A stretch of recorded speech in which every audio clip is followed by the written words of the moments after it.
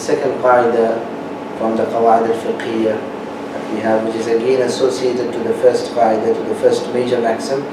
العبرة بالعقود للمقاصد العبرة في العقود للمقاصد والمعاني لا للألفاظ والمباني. Means contracts are based on the objectives of the contract, not on the constructions of the words of the contract. With what objective this contract was made? The words which are used to make the contract are not the ones which are meant. The intentions behind those words are meant. And that's why the fuqaha say that if a person made a contract of selling them, for instance, but he didn't use the word selling. He said, take, or I'm giving you this. But at the end he said, I'm giving you this against so and so. What does this person mean? It means he wants a trade, a business here. But he didn't use the word business. So he cannot claim that because he said you are giving, that this is not a contract. This is only a gift. No. Because he said, he gave us an indication that what he meant was a trade, a business contract, a selling contract, and so on. That's why the principle here says, العبرة في العقود للمقاصد والمعاني لا للألفاظ والمباني. Means the verbal constructions are not meant in contracts. The exact meaning and objectives behind, the purpose and the objective behind those words is the one which is meant by the contracts. Okay, we have one more principle which says al-aslu fil kalam al-haqiqa. This is a bit opposite to what we said earlier. Al-aslu fil kalam al-haqiqa. In Arabic they have haqiqa and majaz. Haqiqa means the literal meaning. Majaz means the metaphor. Let's say, for instance, if I saw a person who is very strong, very brave, and I said that you are a lion, this is a metaphor. It doesn't mean that he's an animal, he's a beast. It doesn't mean that. It's a metaphor to say that this person is very strong, very brave. So here the principle says, al-aslu fil kalam al-haqiqa, that the original law for the speech, for any speech, is that haqiqa, the literal meaning is meant. You do not go for the metaphoric meaning except if there was an indication. If no indication is given, the literal meaning is meant. So for this week, we have an example here which says, which is basically about Zainab radiallahu anha, Zainab bint Jahsh, who was one of the wives of the Prophet, peace be upon him. The Prophet sallallahu alaihi wasallam, before his death, he said that the first one to follow me after my death will be Zainab, or will be the one with the lengthiest hand. Will be the one with the lengthiest hand. The one with the lengthiest hand will be the first one to follow me after my death. Means to meet me in Jannah. So the wives of the Messenger sallallahu alaihi wasallam, they started stretching their arms and saying, whose arm is the lengthiest? And after a few months, they discovered that after the death of Zainab, they discovered that the Prophet ﷺ didn't mean the literal thing. He didn't mean the literal size of the hand. He meant the one who gives sadaqah the most. That is the meaning of the one with the lengthiest hand. So this principle is based on that hadith, that originally the Sahabiyat or the wives of the Prophet ﷺ, they took the literal meaning. Afterwards, because they got some other indication, they came to the metaphoric meaning. So always we go to the literal meaning. If it's impossible to imply the literal meaning, then only we go to the metaphoric meaning. And this issue was very effective in the matter of aqidah between the Sunnis and non-Sunnis, whether these verses which are mentioned in the Quran about the attributes of Allah and about the facts of the hereafter, does they stand for the literal meaning or they stand for some metaphors? If Allah says, for instance, there's anhar, there are rivers in Jannah, is it a metaphor that there will be lots of pleasures in Jannah, or literally means a nahar, a river? So here comes the differences between Ahlul Safa, for instance, Akhwanul Safa, the Mu'tazila, and others, and the mainstream Sunni, Orthodox Sunni Muslims. Even in the attributes of Allah subhanahu wa ta'ala, if Allah subhanahu wa ta'ala, for instance, He says, إِنَّهُ هُوَ السَّمِيعُ الْبَصِيرُ, Allah is Sami', all hearing, Basir, all witnessing, He's seeing everything. Does this mean the literal meaning, or it means a metaphor that Allah subhanahu wa ta'ala is very powerful? He knows everything, that's the meaning. Or it literally means that He's listening and He's seeing.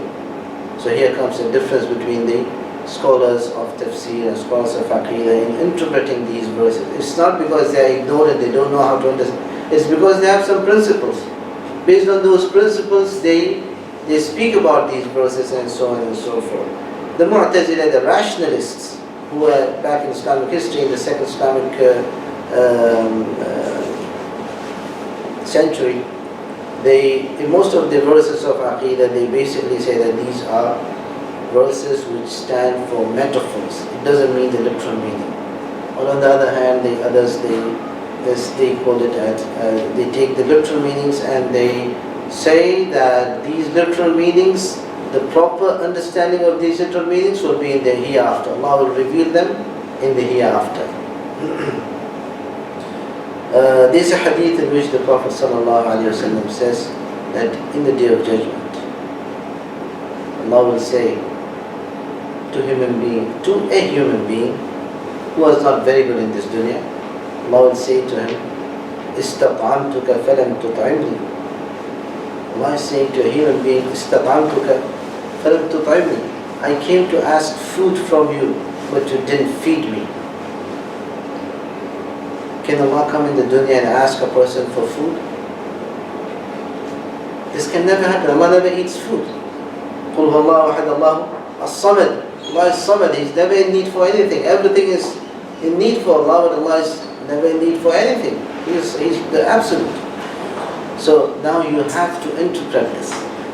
You have to interpret it in a way which fits the metaphor and not the literal meaning, because the literal meaning may bring you out of the folds of Islam. How can you say that Allah eats or drinks?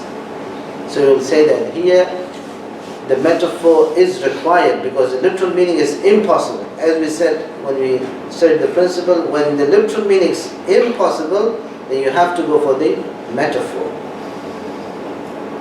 So here in this hadith, it actually means that Allah sent someone to you to ask you food and you didn't feed him. And that's why the hadith itself says that وَإِنْ أَطْعَمْتَهُ لَوَجَدْتَ ذَلِكَ عِنْدِي أَوْ كَمَا قَالَ. That if you have fed that person, you would have found the rewards of that feeding with me. That shows that Allah didn't mean the literal thing.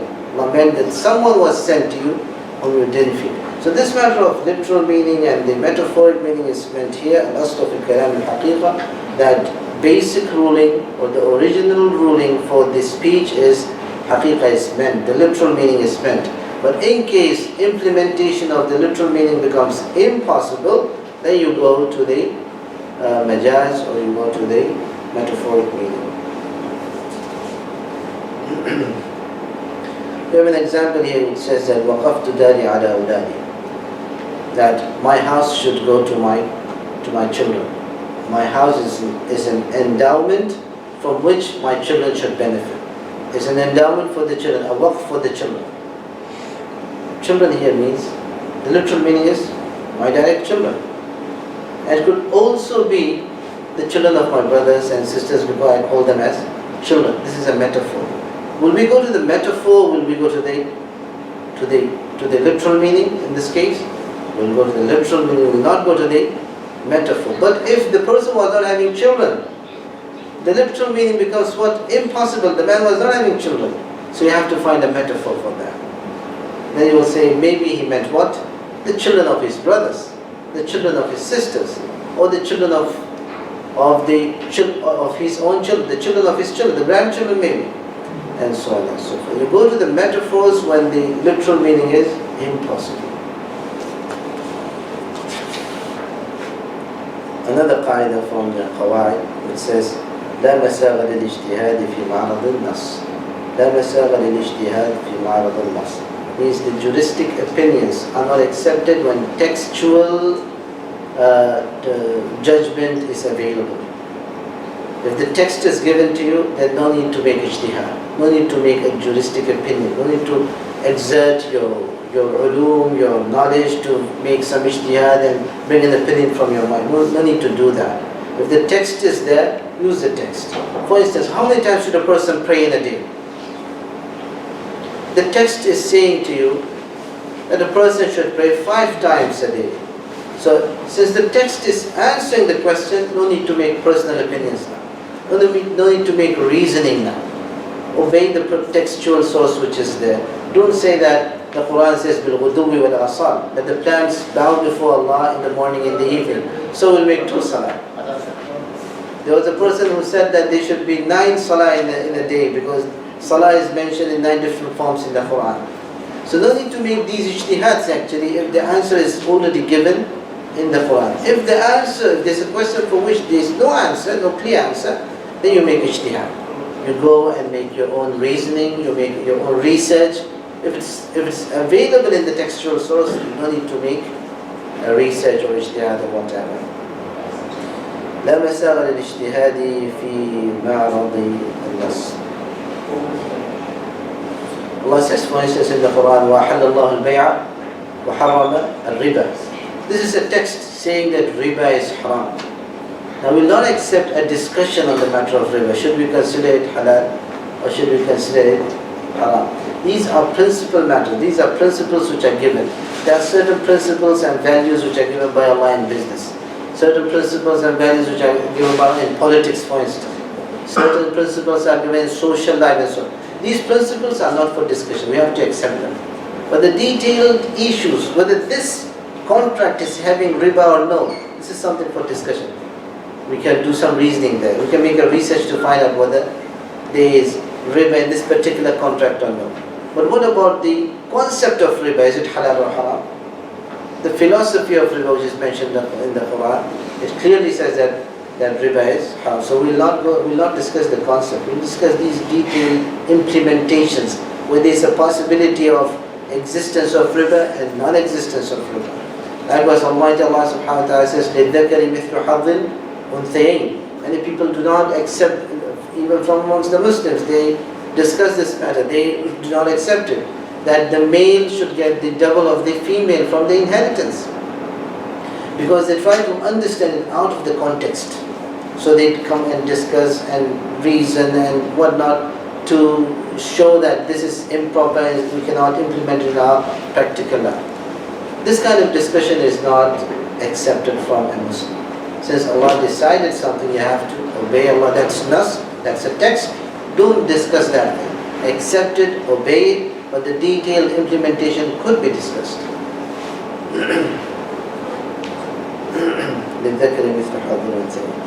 So this is one of the principles. لا مساغ للاجتهاد في معرض النص. The other principle after this is اليقين لا يزول بالشك. اليقين لا يزول بالشك is, as we mentioned in the introduction, means certainty is not left for doubtfulness. Something which was established out of certainty, or certainly something was established, you are certain about its establishment. Do not break that thing or leave that thing or based on doubts, uncertain things. So certainty is never left for doubtfulness. For instance, you perform your wudu. This is a very common example. You perform wudu from your house and you know that you performed wudu. And then when you reach the mosque, you are doubtful. I'm not sure that I'm maintaining my wudu or not. So are you sure that you made wudu at home or no? You are sure about it. Your clothes are still wet. You are sure about it. You know that you perform. But you are doubtful about the breaking of your wudu. Now, which will take precedence? The certainty or doubtfulness? Certainty will take precedence. You will base your law based on the certain state that you performed for sure you performed wudu at home. But because I am doubtful about the matter of breaking my wudu, I will not accept that doubt. Because I am basing my opinion based on a certain state. So certainty is never left for a doubt. For instance, this could be an example from the war zone where people are having conflicts and so on, that you know that your brother, for instance, is alive. He was eating with you yesterday. Okay? But from 10 hours he's lost. Can you say that he's dead now? You cannot say. Most of the fuqaha say you can say a person that he's dead if he completed 85 years, 90 years, 100, 120 years in some fiqh. If this much is completed by the man, then you can say that this man is dying now. Why is it like that? Because you are certain that you saw him by your eyes. So you are certain about his life, but you are doubtful about his death. So death will not take precedence upon his life. You will consider the man as a living man, you will not distribute his property, his wife is not divorced, and so on and so forth. So this thing will continue with the state will continue with that person. And there are many examples for this in the fiqh, in the Islamic fiqh. So this is al-yaqeen la yazulu bil-shak. Then we have al-aslu bara'atu dhimma. Bara'atu dhimma means a person is not obliged. In origin, a person is not obliged for anything. Al-aslu bara', you are not obliged for anything. You are not obliged to pay for the original sin, for instance. There is no concept of original sin. You are not obliged to pay something which your ancestors did, because you are not obliged for anything. Al-aslu bara'atu dhimma. You are not obliged even to pray, unless there is a text which says that you are obliged to pray. If somebody wants to oblige you, you should create a text, an evidence, a proof. If I want to say that you have to pay zakat once a year, you have the right to say, where is the text? How can you oblige me? If I created the text, then you should accept that matter. If I say, for instance, that you have to pay 1,000 dirhams each month, you are not obliged, unless I create a text. It means a Quran or a Hadith which says that you have to pay 1,000 dirhams each year or each month. So the original state is no one is obliged to do anything. Al-aslu bara'atu dhimma. Unless a text is created, a command is given by the lawgiver that you are obliged to perform so and so. Otherwise you are not obliged. Al-aslu bara'atu dhimma. This is in the religious affairs and in the worldly affairs as well. If I come to a person and say, you are obliged to pay me 1,000 dirhams because you took a loan from me, it is not the person who have to create an evidence now. He is free from obligations. I have to, because I am the claimant. He is the defendant. So I have to create some evidence to show him that he is owing me money. He have to pay me, because that aslu bara'at. So no one can claim anything against someone, and you can see that the juristic language is used here. In all of these qawaid, the common thing is the juristic language is used, because these qawaid were basically meant for the judges who rule between the people. If a person comes and said, this man is obliged to give me so and so of his property, the judge will immediately use this principle and say, he is not obliged to pay you anything, unless you create some evidence that he is obliged to do so.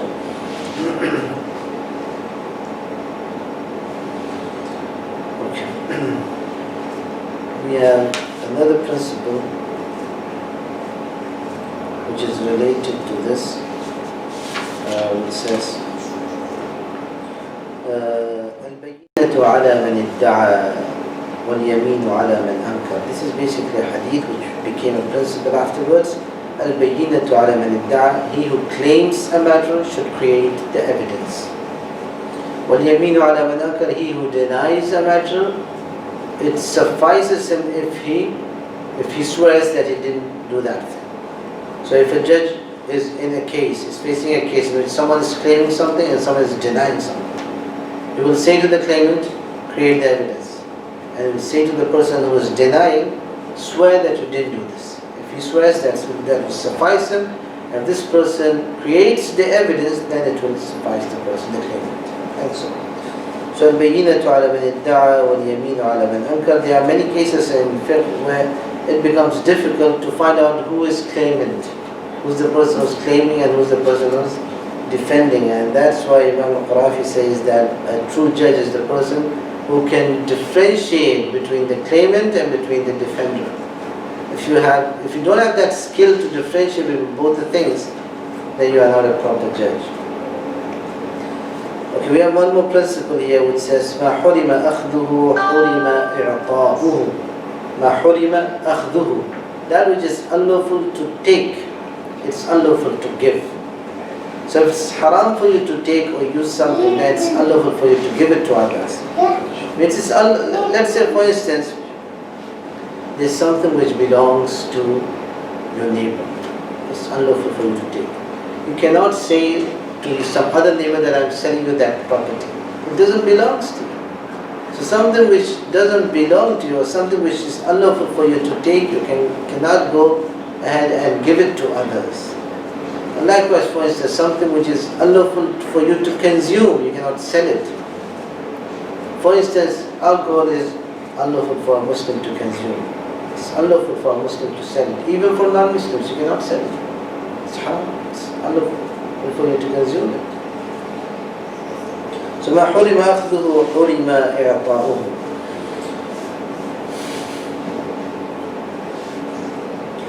Then we have the principle which says الضرر الأشد يزال بالضرر الأخف. This principle is about darar. Darar means harm. The major harm is removed by a minor harm. If you have two harms, for instance, so it's lawful for you to repel the major harm by using the minor harm. And one of the examples of this is what happened in the time of Ibn Taymiyyah. In the time of Ibn Taymiyyah, the Mongols, they took over many Muslim countries, they even entered Damascus, and some of the Muslims were asking Ibn Taymiyyah that these Mongols, when they come to our cities, they consume lots of alcohol. So should we impede them, restrict them, do our best not to, for them not to find alcohol? So he said, well, no, don't do that. Because if they are in that case, they'll leave us alone. So this is a harm with which they are repelling a bigger harm. The bigger harm is to trouble the Muslim men and women. The lesser harm to burden these people when they are in that state. That's a lesser harm. So Ibn Taymiyyah was saying it's a lesser harm. Let them be in that state. That's better for them. And if they are sober, they are awakened, they'll come and trouble us in our houses. So let them be in that state. So this is a lesser harm by which they are trying to repel a bigger harm.